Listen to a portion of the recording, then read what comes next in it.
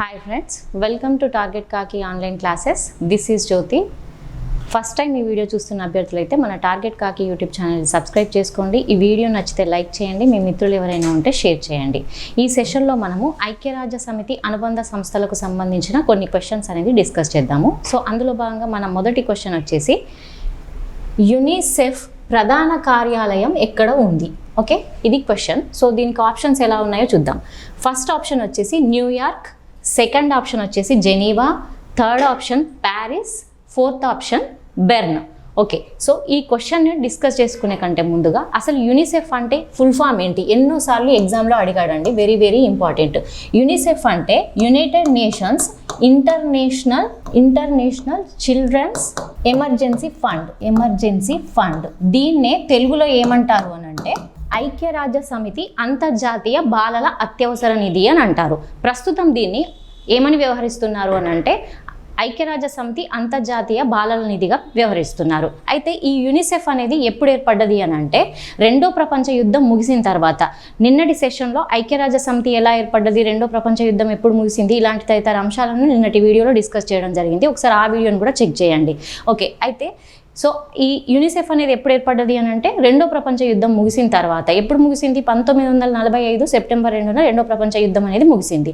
రెండో ప్రపంచ యుద్ధం ముగిసిన తర్వాత బాలలకు సహాయ సహకారాలు అందించడం కోసం అని చెప్పేసి 1946 డిసెంబర్ 11న యునిసెఫ్ అనేది న్యూయార్క్ ప్రధాన కేంద్రంగా ఏర్పడడం జరిగింది. అయితే ఈ యునిసెఫ్ అనేది ఇది ముఖ్యంగా దీని ప్రధాన లక్ష్యం ఏంటి అని అంటే చిన్నపిల్లలు, బాలలు ఎవరైతే ఉంటారో బాలలు మరియు వారి తల్లుల జీవన ప్రమాణాలను పెంపొందించడమే దీని ప్రధాన లక్ష్యంగా ఈ యునిసెఫ్ అనేది ఏర్పాటు కావడం జరిగింది. అంతేకాకుండా యునిసెఫ్ దాదాపుగా 190 దేశాల్లోని పిల్లలకు అంటే బాలలకు విద్యపరంగా, ఆరోగ్యపరంగా, తర్వాత వాళ్ళ పౌష్టికాహార పరంగా ఎన్నో సహాయ సహకారాలను, ఎన్నో సేవలను అనేది చేసింది. దీనికి గాను యునిసెఫ్కు 1965లో నోబెల్ శాంతి బహుమతి అనేది రావడం జరిగింది. ఓకేనా అండి, ఇది యునిసెఫ్కు సంబంధించిన సమాచారం.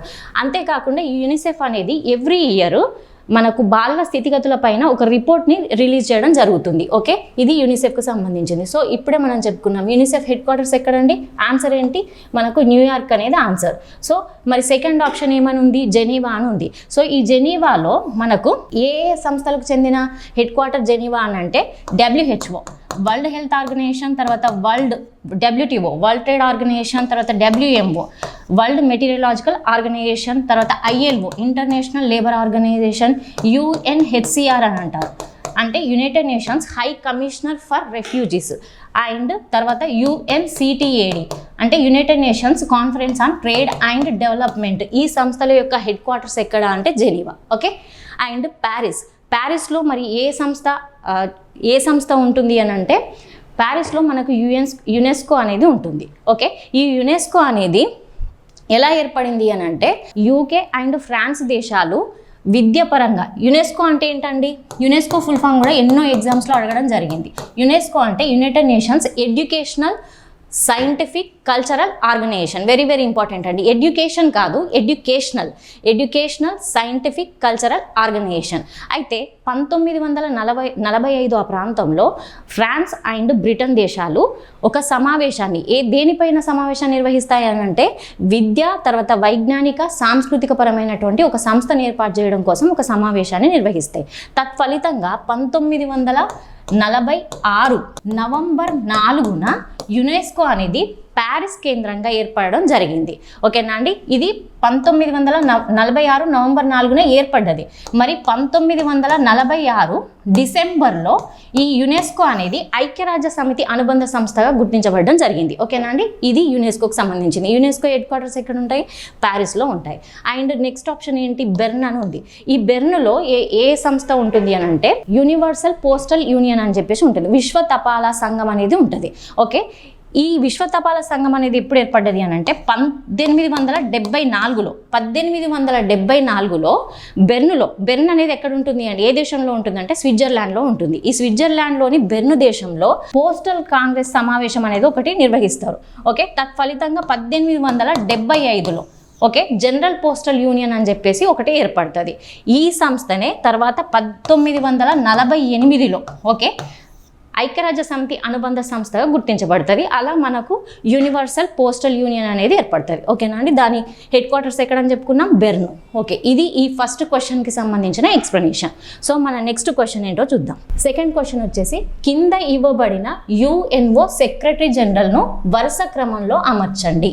మరి first option A Kofi Annan, option B U Thant, option C Trygve Lie, option D Dag Hammarskjold. ఓకేనా అండి. ఇది వెరీ వెరీ ఇంపార్టెంట్ అండి. ఇటీవల తెలంగాణలో జరిగిన గ్రూప్ 2 ఎగ్జామ్లో కూడా ఈ యుఎన్ఓ సెక్రటరీ జనరల్ పైన క్వశ్చన్ అనేది అడగడం జరిగింది. ఇది ఎంత ఇంపార్టెంట్ అంటే ఒకసారి మీరే అర్థం చేసుకోండి. ఓకే, అయితే ఇప్పుడు మనము ఈ యుఎన్ఓకు ఐక్యరాజ్య సమితికి జనరల్ సెక్రటరీగా పనిచేసిన మొట్టమొదటి వ్యక్తి దగ్గర నుంచి ప్రస్తుతం ఎవరు ఉన్నారు, యాంటోనియో గుటెరస్ ఉన్నారు. సో ఈ యాంటోనియో గుటెరస్ వరకు ప్రతి ఒక్కరి గురించి డిస్కస్ చేద్దాం. అంటే కంప్లీట్గా మీకు నేను ఒక టేబుల్ ఫార్మాట్లో ఇస్తాను. సో యాజ్ ఇట్ ఈస్గా మీరు అలాగే నోట్ మేకింగ్ చేసుకోండి. మనకు యుఎన్ఓకు జనరల్ సెక్రటరీగా పనిచేసిన మొట్టమొదటి వ్యక్తి ఎవరు అని అంటే ట్రిగ్వేలి అండి. ట్రిగ్వేలి. మరి ఇతను ఏ దేశానికి చెందినవాడు అని అంటే నార్వే దేశానికి చెందినవాడు. వెరీ వెరీ ఇంపార్టెంట్ అండి. జనరల్ సెక్రటరీ ఇంపార్టెంట్ అండ్ ఏ దేశానికి చెందిన వాళ్ళు ఇంపార్టెంట్, వాళ్ళు పనిచేసిన టైం, అది పీరియడ్ ఏదైతే ఉంటుందో ఆ పీరియడ్ కూడా చాలా ఇంపార్టెంట్. మరి ఎప్పటి నుంచి ఎప్పటి వరకు పనిచేశాడు అని అంటే 1946 నుంచి 1953 వరకు ట్రిగ్వేలి యుఎన్ఓకు మొట్టమొదటి జనరల్ సెక్రటరీగా పనిచేయడం జరిగింది. అండ్ సెకండ్ వన్ వచ్చేసి డాగ్ హమ్మర్ షీల్డ్ అండి. ఇతను ఏ దేశానికి చెందినవాడు అని అంటే స్వీడన్ దేశానికి చెందినవాడు. ఇతని ఏ కాలానికి పనిచేసిండు అంటే 1953 నుంచి 1961 వరకు ఇతను యుఎన్ఓకు సెక్రటరీ జనరల్గా పనిచేయడం జరిగింది. అండ్ థర్డ్ వన్ వచ్చేసి వెరీ వెరీ ఇంపార్టెంట్ అండి, యుథాంట్. ఓకే, యుథాంట్. ఆసియా నుంచి యుఎన్ఓకు జనరల్ సెక్రటరీగా పనిచేసిన మొట్టమొదటి వ్యక్తి ఎవరు అని అంటే యుథాంట్. ఏ దేశం నుంచి అని అంటే మరి మయన్మార్ అండి. మయన్మార్ నుంచి ఇతను మయన్మార్ దేశానికి చెందినవాడు. సో ఇతను ఏ పీరియడ్కి పనిచేశాడు అని అంటే 1961 నుంచి 1971 మధ్య ఇతను యుఎన్ఓకి జనరల్ సెక్రటరీగా పనిచేయడం జరిగింది. అండ్ ఫోర్త్ వన్ వచ్చేసి కుర్టు వాల్ది. ఇతను ఆస్ట్రియా దేశానికి చెందినవాడు. ఓకే, ఆస్ట్రియా దేశానికి చెందినవాడు. ఇతను ఏ టైం నుంచి ఏ టైం వరకు పనిచేశాడు అంటే 1972 నుంచి 1982 వరకు ఇతను యుఎన్ఓకు సెక్రటరీ జనరల్గా పనిచేయడం జరిగింది. అండ్ ఫిఫ్త్ వన్ వచ్చేసి మనకు జేవియర్ పెరెజ్ డిక్యులర్. ఇతను ఏ దేశానికి చెందినవాడు అంటే పెరు. ఇతని పేరులోనే పెరెజ్ అని ఉంది. సో ఇలా గుర్తుపెట్టుకోండి. ఏ దేశానికి చెందినవాడు, పెరు దేశానికి చెందినవాడు. మరి ఇతను ఎప్పటి నుంచి ఎప్పటి వరకు పనిచేశాడు అంటే 1982 నుంచి 1992 వరకు ఇతను పనిచేయడం జరిగింది. ఓకేనా అండి. అండ్ సిక్స్త్ వన్ వచ్చేసి మనకు బౌత్రోస్ అలీ. ఇతను ఏ దేశానికి చెందినవాడు అంటే ఈజిప్ట్. ఇతను ఏ పీరియడ్ ఎప్పుడు అని అంటే 1992 నుంచి 1997 వరకు ఇతను పనిచేయడం జరిగింది. ఓకే. అండ్ సెవెంత్ వన్ వచ్చేసి కోఫీ అన్నన్. ఇతను ఏ దేశానికి చెందినవాడు అని అంటే ఘనా దేశానికి చెందినవాడు. పీరియడ్ వచ్చేసి 1997 నుంచి 2006 వరకు. వెరీ వెరీ ఇంపార్టెంట్ అండి కోఫీ అన్నన్ అనేది. అండ్ ఎయిత్ వన్ వచ్చేసి బాన్ కి మూన్. మరి ఏ దేశానికి చెందినవాడు అని అంటే సౌత్ కొరియాకు చెందినవాడు. సో పీరియడ్ వచ్చేసి 2007 నుంచి 2016 వరకు ఇతను యుఎన్ఓకి జనరల్ సెక్రటరీగా పనిచేయడం జరిగింది. మరి ప్రస్తుతం యుఎన్ఓకి జనరల్ సెక్రటరీగా ఎవరున్నారు అని అంటే పోర్చుగల్ దేశానికి చెందినటువంటి యాంటోనియో గుటెరస్ గారు ఉన్నారు. ఇతను 2016 నుంచి ప్రస్తుతం వరకు యుఎన్ఓకు జనరల్ సెక్రటరీగా పనిచేస్తున్నారు. ఓకేనా అండి. అయితే ఇప్పుడు మనం ఒకసారి క్వశ్చన్ చూద్దాము. ఇక్కడ ఏమని ఇచ్చాడు, కింద ఇవ్వబడిన యుఎన్ఓ జనరల్ సెక్రటరీలను వరుస క్రమంలో అమర్చండి అని చెప్పేసి అని అన్నాడు. సో ఫస్ట్ యుఎన్ఓకు జనరల్ సెక్రటరీగా పనిచేసిన వ్యక్తి ఎవరు, మనకు ట్రిగ్వేలి. ఓకేనా అండి. అండ్ సెకండ్ ఎవరు ఉన్నారు, డాగ్ హమ్మర్ షీల్డ్ యుఎన్ఓకు జనరల్ సెక్రటరీగా పనిచేసి విమాన ప్రమాదంలో చనిపోయిన వ్యక్తి. సో ఇంపార్టెంట్ అండి. అండ్ సెకండ్ వన్ వచ్చేసి డాగ్ హమ్మర్ షీల్డ్, ఇతను స్వీడన్ దేశానికి చెందినవాడు, ఆల్రెడీ చెప్పుకున్నాం. తర్వాత థర్డ్ పర్సన్ ఆసియా ఖండం నుంచి యుఎన్ఓకు జనరల్ సెక్రటరీ అయిన మొట్టమొదటి వ్యక్తి ఎవరు అంటే యుథాంత్. ఏ దేశానికి చెందినవాడు, మయన్మార్ దేశానికి చెందినవాడు. And fourth one very very important, Kofi Annan ఏ దేశానికి చెందినవాడు, ఘనా దేశానికి చెందినవాడు. ఇతను 2001లో నోబెల్ శాంతి బహుమతిని అందుకోవడం జరిగింది. సో వెరీ వెరీ ఇంపార్టెంట్ అండి. ఇప్పుడు ఆర్డర్ చెక్ చేసుకుంటే మనకేముంది సిడిబిఏ. సో మన ఫస్ట్ ఆప్షన్ వచ్చేసి కరెక్ట్ ఆన్సర్. ఓకే, సో ఇది ఈ క్వశ్చన్కి సంబంధించిన ఎక్స్ప్లెనేషన్ అండ్ ఇది వెరీ వెరీ ఇంపార్టెంట్ క్వశ్చన్ అండి. ఓకే, సో మన నెక్స్ట్ క్వశ్చన్, ఈ క్రింది వాణిలో యుఎన్ఓ ప్రధాన అంగం కానిది ఏది? సో మనకు ఫస్ట్ ఆప్షన్ వచ్చేసి ధర్మకర్తృత్వ మండలి, దీన్నే ఇంగ్లీష్లో ట్రస్టీషిప్ కౌన్సిల్ అని అంటారు. అండ్ సెకండ్ వన్ వచ్చేసి international criminal court ICC, third one వచ్చేసి సచివాలయం సెక్రటేరియట్ అని అంటారు. అండ్ ఫోర్త్ వన్ వచ్చేసి ఆర్థిక సామాజిక మండలి ఎకోసాక్ అంటారు కదా. సో నిన్నటి సెషన్లో మనము ఐక్యరాజ్య సమితికి సంబంధించిన ప్రధాన అంగాల గురించి డిస్కస్ చేసుకున్నాం. ఎన్ని ఉంటాయి అనుకున్నాము? 6 అంగాలు ఉంటాయని చెప్పుకున్నాము. దాంట్లో సాధారణ సభ అండ్ భద్రతా మండలి, ఎకోసాక్, ధర్మకర్తృత్వ మండలి, సెక్రటేరియట్ ఉంటుంది, అంతర్జాతీయ న్యాయస్థానం అనేది ఉంటాయని చెప్పుకున్నాం. సో మరి దాంట్లో లేనిది ఏంటి అని అంటే ఇది అంతర్జాతీయ న్యాయస్థానం అనేది ఐక్యరాజ్య సమితి ప్రధాన అంగం. కానీ ఇక్కడ ఏమి ఇచ్చాడు? ఇంటర్నేషనల్ క్రిమినల్ కోర్ట్ అని చెప్పేసి ఇచ్చాడు. ఐసీజే అనేది దీని యొక్క ఈ ఐసీసీ హెడ్ క్వార్టర్ అనేది కూడా ఎక్కడ ఉంటుంది అంటే ది హేగ్, నెదర్లాండ్స్లోని హేగ్లో ఉంటుంది. ఐసీజే అంటే ఇంటర్నేషనల్ కోర్ట్ ఆఫ్ జస్టిస్, అంతర్జాతీయ న్యాయస్థానం యొక్క హెడ్ క్వార్టర్ కూడా ఎక్కడ ఉంటుంది అని అంటే నెదర్లాండ్స్లోనే ఉంటుంది. ది హేగ్ నెదర్లాండ్స్లో ఉంటుంది. అయితే ఈ ఐసీజే ఏదైతే ఉందో ఐసీజే అనేది మనకు ఎప్పుడు 1978 ఆ ప్రాంతంలో ఏర్పడుతుంది. ఓకే, అయితే ఈ ఐసీజే అనేది దేశాల మధ్య తలెత్తిన వివాదాలను, తర్వాత అంతర్జాతీయ సంస్థలు ఏవైనా ఉంటాయి కదా, వాటికి న్యాయపరమైన సలహాల కోసం, న్యాయపరమైన ప్రశ్నలు ఏవైనా అడిగినప్పుడు సలహాలు ఇవ్వడానికి అని చెప్పేసి ఐసీజే పనిచేస్తుంది. మరి ఇంటర్నేషనల్ క్రిమినల్ కోర్ట్ అనేది దేనికి అని అంటే యుద్ధ నేరాలను విచారించడం కోసం ఈ ఐసీసీని ఎప్పుడు ఏర్పాటు చేశారు అని అంటే 2002లో ఏర్పాటు చేసిండు. ఓకేనా అండి. అయితే యుద్ధ నేరాలను అంటే మానవాళిపైన జరిగిన ఘోర నేరాలే కానివ్వండి, తర్వాత చిత్రహింసలపైన కానివ్వండి, మానభంగాలే కానివ్వండి, ఇది దేశాధినేతల దగ్గర నుంచి అతి సామాన్యమైనటువంటి పేదల వరకు కూడా ఇది విచారిస్తుంది. ఓకేనా అండి. ఇది ఐసీసీకి సంబంధించింది. దీంట్లో మరి మనకు ఆన్సర్ ఏంటి అని అంటే option C, ICC International Criminal Court అనేది ఇక్కడ ఆన్సర్. అంటే ఇది ప్రధాన అంగం అనేది కాదు, ఐసీజే. మీరు అసలు కన్ఫ్యూజ్ అవ్వద్దు. ఓకే, ఇక్కడ మరి ధర్మకర్తృత్వ మండలి అని అంటే ఏంటి అని అంటే ఇది కూడా ఐక్యరాజ్య సమితికి ఒక ప్రధాన అంగాల్లో ఒకటి. ఓకే, అయితే ఈ ట్రస్టీషిప్ కౌన్సిల్ అనేది ఏంటి అని అంటే ఇతర దేశాల పాలనలో ఉన్న భూభాగాలు ఏవైతే ఉంటాయో వాటి పరిరక్షణకు, వాటిని ప్రయోజనాలను కలిగించడం కోసం ఇది కృషి చేస్తుంది. అంటే ఎలా కృషి చేస్తుంది అంటే ఆ భూభాగాలు ఏవైతే ఉంటాయో వాటికి స్వతంత్రాన్ని కల్పించడం కోసం, వాటిని స్వపరిపాలన దిశగా ప్రోత్సహించడం కోసం ఇది కృషి చేస్తుంది. ఓకేనా అండి. ఇది ట్రస్టీషిప్ కౌన్సిల్. ఇది క్వశ్చన్కి ఆన్సర్ ఏంటి?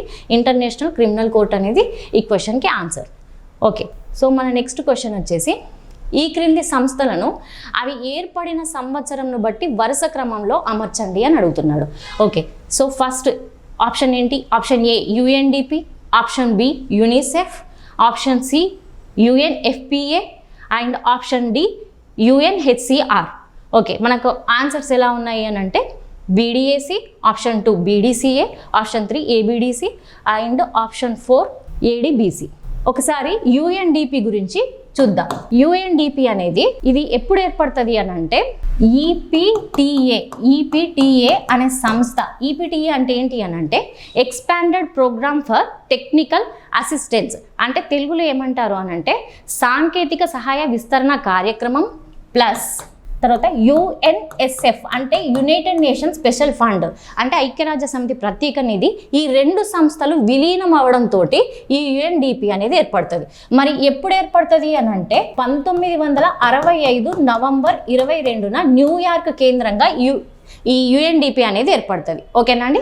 సో ఇది యుఎన్డిపి గురించి. ఎప్పుడు ఏర్పడింది? 1965 నవంబర్ 22న ఇది ఏర్పడడం జరిగింది. నెక్స్ట్ యూనిసెఫ్ గురించి ఇంతకు ముందే మనం చెప్పుకున్నాం. యూనిసెఫ్ అనేది ఎప్పుడు ఏర్పడింది? 1946 డిసెంబర్ 11న ఇది ఏర్పడడం జరిగింది, రెండో ప్రపంచ యుద్ధం తర్వాత అని చెప్పేసి చెప్పుకున్నాం. ఓకే, అండ్ యుఎన్ఎఫ్పిఏ అని అంటే ఏంటి అని అంటే United nations fund for population activities. ఇది ఎప్పుడు ఏర్పడుతుంది అంటే 1967 జూలైలో ఏర్పడుతుంది. ఓకేనా అండి. దీన్నే ప్రస్తుతం ఏమని వ్యవహరిస్తున్నారు అంటే ఎలా మార్చారు అంటే యునైటెడ్ నేషన్స్ పాపులేషన్ ఫండ్ గా మార్చిండ్రు. ఎప్పుడు? 1987లో యునైటెడ్ నేషన్స్ పాపులేషన్ ఫండ్గా మార్చిండ్రు. కాకపోతే టెక్నికల్గా మాత్రము ఏమని వ్యవహరిస్తున్నారు అంటే యుఎన్ఎఫ్పిఏ అనే వ్యవహరిస్తున్నారు. ఇది 1970 1978 ఆ ప్రాంతంలో ఐక్యరాజ్య సమితి యొక్క అనుబంధ సంస్థగా ఈ UNFPA అనేది చేరింది. ఓకేనా, గుర్తించబడింది. అయితే ఇప్పుడు ఇక్కడ ఇది ఎప్పుడు ఏర్పడ్డది? 1967 జూలైలో ఏర్పడడం జరిగింది UNFPA అనేది. అండ్ UNHCR అంటే ఏంటి అని అంటే United Nations High Commissioner for refugees. ఇది ఎప్పుడు ఏర్పడుతుంది అని అంటే 1949 డిసెంబర్ 3న ఈ UNHCR అనేది ఏర్పడడం జరిగింది. ఓకేనా అండి. దీని ప్రధాన కార్యాలయం వచ్చేసి జెనీవా. ఇది ప్రధాన కార్యాలయం ఎక్కడ? జెనీవా. సో ఇక్కడ UNFPA అండ్ యూనిసెఫ్, UNDP ఈ మూడిటి ప్రధాన కార్యాలయం కూడా న్యూయార్కే. బట్ UNHCR అనేది జెనీవా. ఇంతకుముందే నేను చెప్పాను ఆల్రెడీ. సో ఇది 1949 డిసెంబర్ 3న ఏర్పడడం జరిగింది. మరి ఇది ఎప్పుడు దీని కార్యకలాపాలను ప్రారంభించింది అంటే 1951 జనవరి 1న దీని కార్యకలాపాలను ప్రారంభించడం జరిగింది. సో ఇప్పుడు మనము ఇది ఆర్డర్లో ఒకసారి చూద్దాం. అక్కడ ఏమని అడిగాడు? వరుస క్రమంలో అమర్చండి అని చెప్పేసి అడిగాడు. ఫస్ట్ ఏంటి మనకు? 1965, 1946, 1967, 1949. ఫస్ట్ ఏది ఏర్పడింది మనకు? B. And second 1949 UNFPA. So BD ఎక్కడుంది? ఈ రెండు ఆప్షన్స్లో ఉంది. తర్వాత 1965లో UNDP అనేది ఏర్పడ్డది. ఏ. BDAC అనేది ఆన్సర్. సో మన ఆన్సర్ వచ్చేసి ఆప్షన్ 1 BDAC. ఓకే, ఇది ఈ క్వశ్చన్కి సంబంధించిన ఎక్స్ప్లెనేషన్. మన నెక్స్ట్ క్వశ్చన్ వచ్చేసి ఈ క్రింది వ్యాఖ్యలను పరిగణింపుము. ఆప్షన్ ఏ సాధారణ సభకు అధ్యక్షత వహించిన తొలి భారతీయ మహిళ Vijayalakshmi Pandit. And option B UNOకి జనరల్ సెక్రటరీగా పనిచేసిన జేవియర్ పెరెస్ డిక్యులర్ పెరు దేశానికి చెందిన వాడు. ఏమని అడుగుతున్నాడు? పై వ్యాఖ్యలలో ఏవి సరైనవి అని అడుగుతున్నాడు. AB 2 తప్పు, ఆప్షన్ 2 AB 2 ఒప్పు, ఆప్షన్ 3 A మాత్రమే ఒప్పు, ఆప్షన్ B మాత్రమే ఒప్పు. సో ఇది మన సాధారణ సభకు UNO సాధారణ సభ ఏదైతే ఉంటుందో దానికి అధ్యక్షత వహించిన తొలి భారతీయురాలు ఎవరు అంటే Vijayalakshmi Pandit. Yes, this is correct. Option A అనేది మనకు కరెక్ట్. అండ్ UNO జనరల్ సెక్రటరీగా పనిచేసిన జేవియర్ పెరెస్ డిక్యులర్ ఇంతకు ముందే చెప్పాను. జేవియర్ పెరెజ్ పేరులోనే ఉంది పెరు అని చెప్పేసి. సో పెరు దేశానికి చెందినవాడు అని చెప్పేసి చెప్పుకున్నాం. రెండు ఆప్షన్స్ అనేవి కరెక్ట్. ఇక్కడ మనకి ఆన్సర్ ఏంటి? ఫస్ట్ ఆప్షన్ AB 2 తప్పు అంటున్నాడు. సో ఇది తప్పు. ఆప్షన్ 2 అనేది దీనికి సంబంధించిన correct answer. Right? Okay, so ఇవ్వండి ఈ రోజుకి సంబంధించిన question and answers explanation. Next వీడియోలో మరికొన్ని క్వశ్చన్స్ తోటి మనం కలుద్దాం. థ్యాంక్ యూ అండి.